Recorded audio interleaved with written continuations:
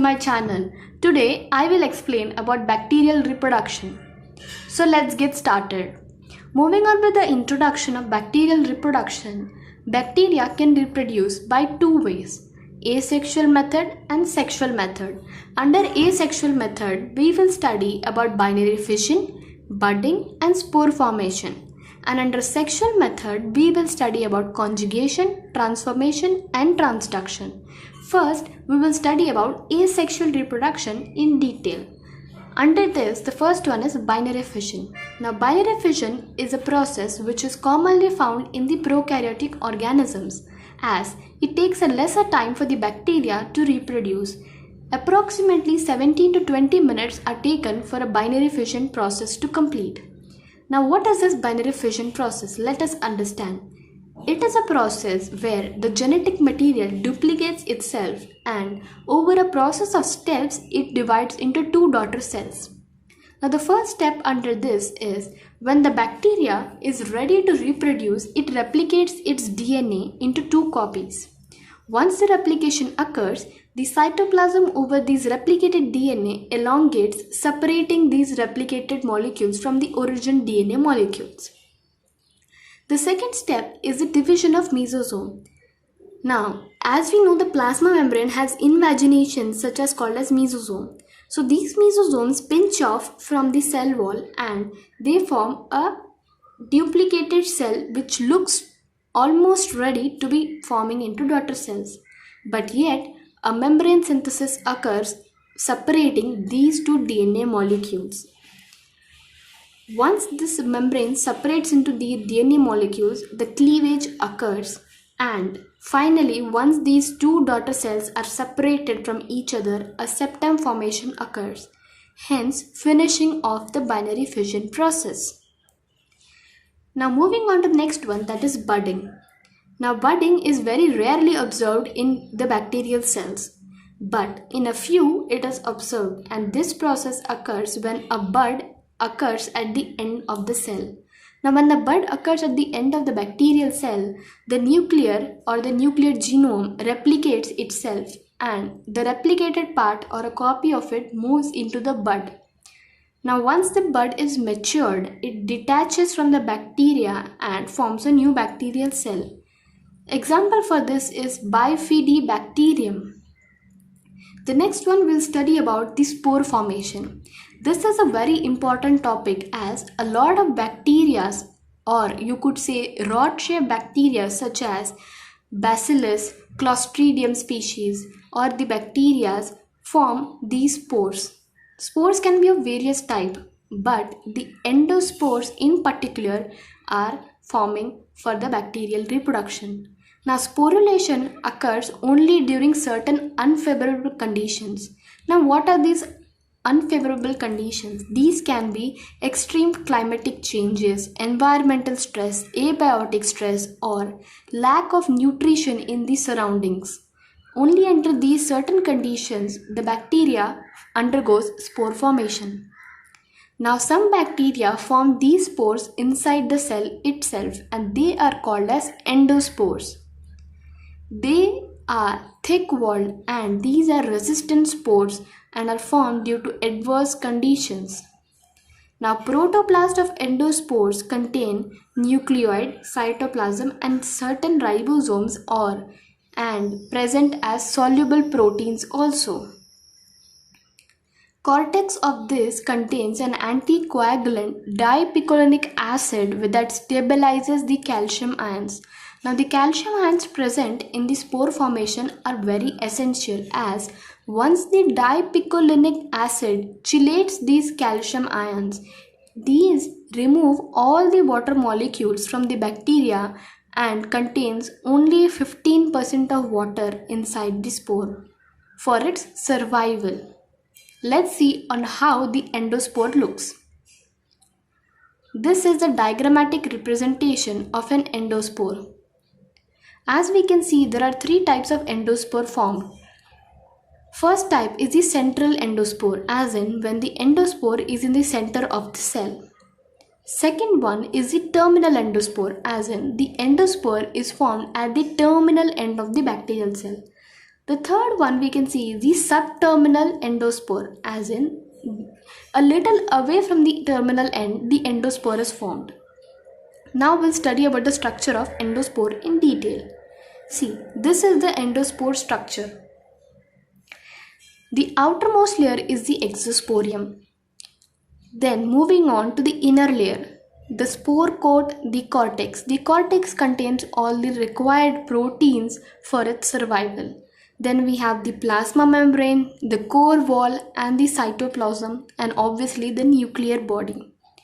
Now this endospore is very resistant to the adverse environmental stress, and hence it is known to survive for many years. Now once there are favorable conditions in the environment, the endospore breaks off and a new bacterial cell is formed. Let's study about the cycle of endospore formation a little in detail with the help of a diagrammatic representation. We'll know of how the endospore is formed.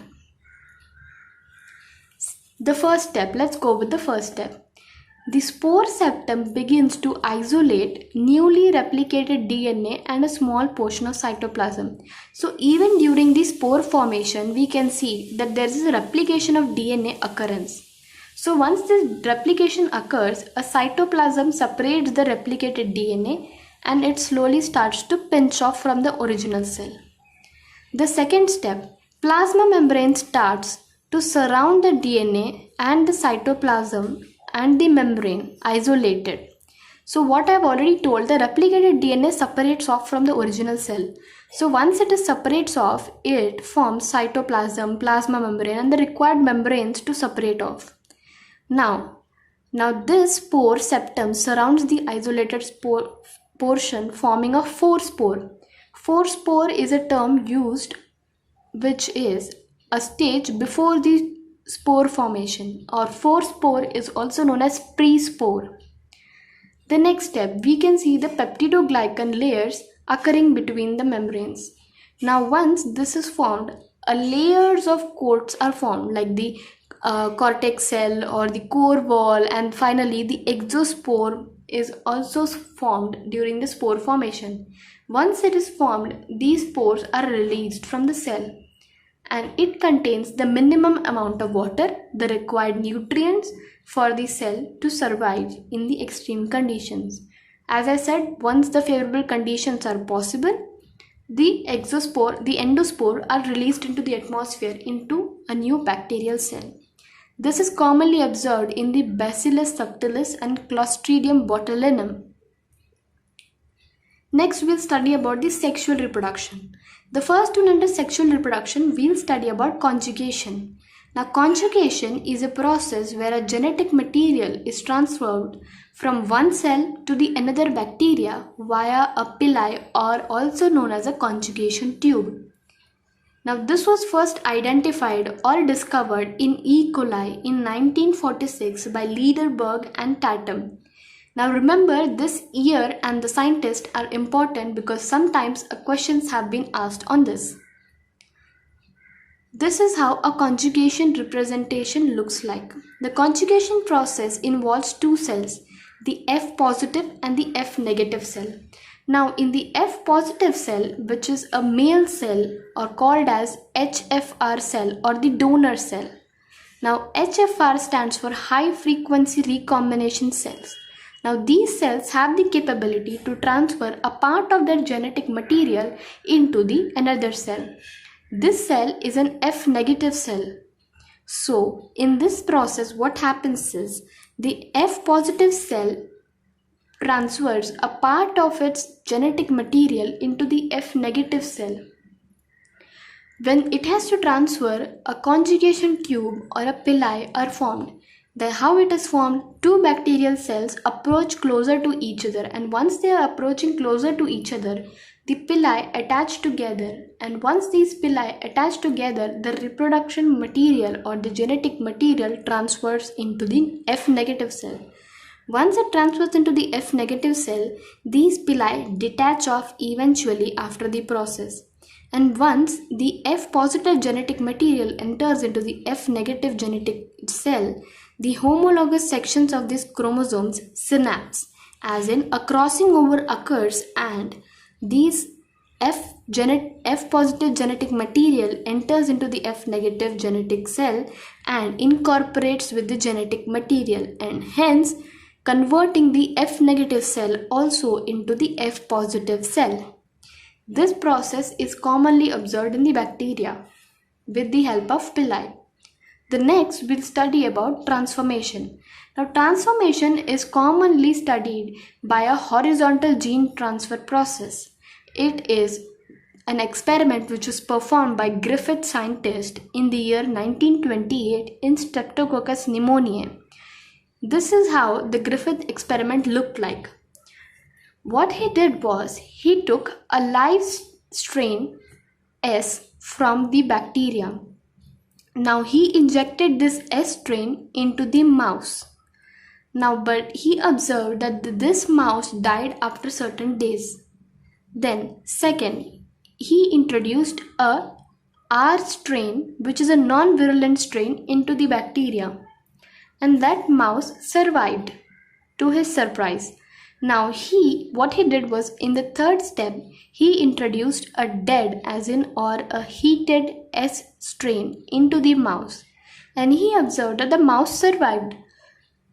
In the fourth step, which is the step where we can understand the transformation of genetic material, what he did was he introduced an S strain, which is a dead strain. That means he heated it and then introduced it, and a living R strain, which is a non-virulent strain, into the mouse. And to his surprise, he found that the mouse is dead. Now, how was this mouse dead? Because the dead strain that contained the virulent strain has transformed into the living strain R and has killed the rat. So he observed that there is a transformation of genetic material from one gene to another gene, and hence he concluded that transformation process is success and the mouse died. The next and the third method under sexual reproduction is transduction.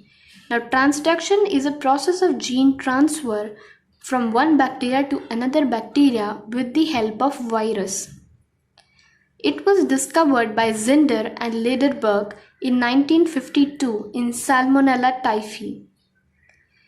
Transduction can be of generally two types, the generalized transduction and specialized transduction. Now let's understand what is the generalized and specialized transduction in detail. In generalized transduction, we can see when a virus infects the bacterial cell, it releases the genetic material into the bacterial cell.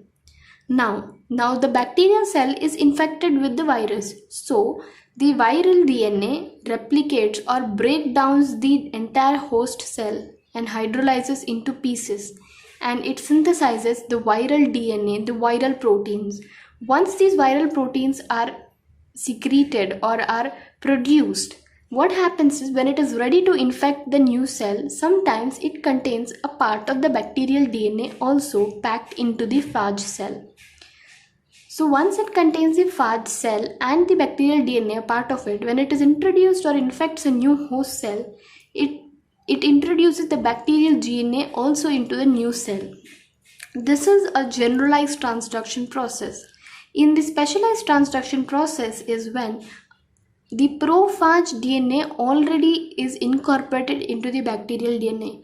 The prophage DNA is when already the bacterial cell has occurred or is having the prophage, the viral DNA, integrated with the bacterial DNA. Now when again a virus attacks onto this, the specific gene is transferred into the virus, that is, this prophage is specifically transferred into the viral capsid. Once the viral capsid occurs, the host cell is ruptured and it transfers and infects in another host cell. So the difference between the generalized and specialized transduction is, in generalized transduction, there is no specific gene targeted or specific part of chromosome which is targeted. The virus just comes, infects the bacterial cell, transfers the bacterial cell into a destroyed manner, and then a little part of bacterial genome gets incorporated into the virus cell and infects the new cell. But in specialized transduction, a specific targeted chromosome or a part of gene is incorporated into the viral capsid. I have some previous year questions which was asked frequently. The first question: transformation experiment was performed on which bacteria? Here are the options. The second question: reproduction is most of the bacteria is by a process known as. These are the options. And the third and the final question is: in which genera endosperms are formed for reproduction? And here are the options. Now, what I want you to do, guys, is to answer these questions and answer me in the comment box below, and do like and share my video and subscribe for it.